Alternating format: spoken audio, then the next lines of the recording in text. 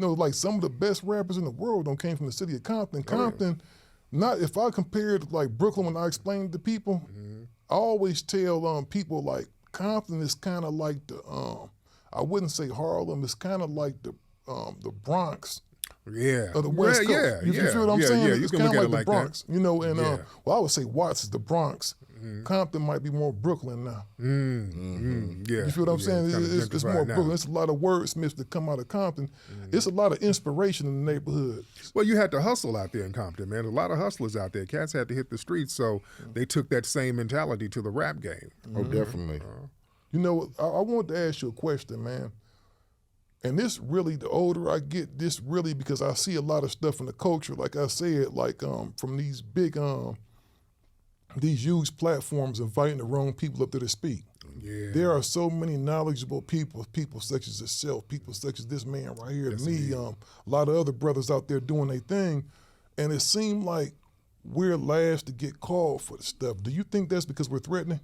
To a certain degree, because a lot of the goofy stuff, man, that's somewhat profitable. It was profitable. Now we're flooded with the goofy stuff now. So people are kind of getting tired of it. Right. So now people want to see conversations like this now because it's out of the norm. You want to get a different take on something. You can only get so much hedonism and ratchetness until you say, hey, let me try something else. A mother with their clothes on is more interested than all of these naked twerking if you see too much of it. So there has to be balance to everything, man. Exactly, like, you know, big ups to Sexy Red. Yeah. Her music is entertaining. I think some of it is catchy. banging. You know, some of it's catchy, but like you said, there's no longer a balance, right? Right. Because what's the one sister's name? She be busting too. What's her name? Begins with an R. Remy Ma? Was it Remy? Not Remy, but Rhapsody. Rhapsody. Yeah. I would like to see them give Rhapsody the kind of the same platform that Sexy Red got, because both of them, I'm not gonna say Sexy Red is exactly necessary, but I get it. Well, you got to have a balance. We got a whole bunch of Sexy Reds out here right now. Sexy Red, Glorilla, Megan, City Girls, all of them doing the same thing. See, back in the 90s, man, we had ratchetness too. We had Lil' Kim, Foxy Brown, but we had a balance. We had Lauryn Hill, we had Queen Latifah, we had Yo-Yo, we had MC Lyte, so there was a balance to it. So that didn't overtake everything. Back in 88, that was the peak of hip-hop. That was the golden era of hip-hop, 1988. We all came up on. Yeah, that year, it was so diverse. Many of those people can still go on tour now. They were that impactful. It was so diverse in 88. You had Kid and Play, Heavy D, Public Enemy, EPMD, Salt and Pepper, Rakim.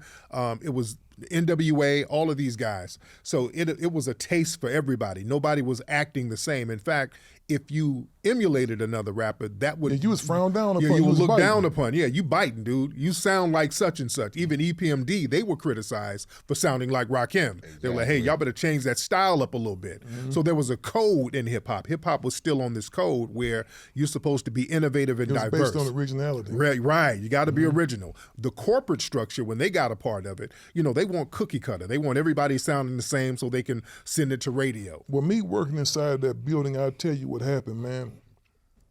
Once everything goes corporate, instead of them hiring people that are actually qualified for the job, they're looking for guys that come from where they come from. They don't want to sit there and look at one of us every day. They don't relate to us, so they want to hire the kid out of, which I don't have no problem with, but he got to be from the culture.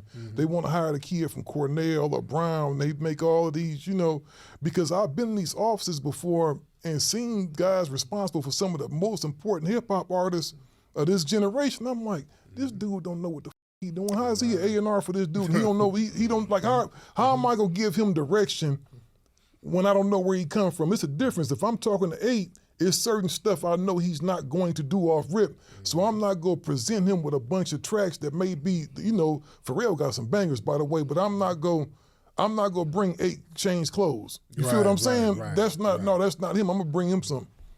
Right, and back in the 80s, man, when cats made records, I mean, you had to, if you making a record, man, you putting all your money together, this is your one shot, you better come correct with that shit. You better be real creative. Cats ain't got money to blow in no studio. You better make something that you know the hood is gonna like, something that you can take up there to Greg Mack and K-Day and those guys. So you had to be very serious about what you were doing. And a lot of those guys knew how to A&R themselves. They felt what the streets was kind of leaning towards and patterned it on that. Gangster Chronicles, we gon' tell you how it goes. If I lie, my nose will grow like Pinocchio. We gon' tell you the truth and nothing but the truth.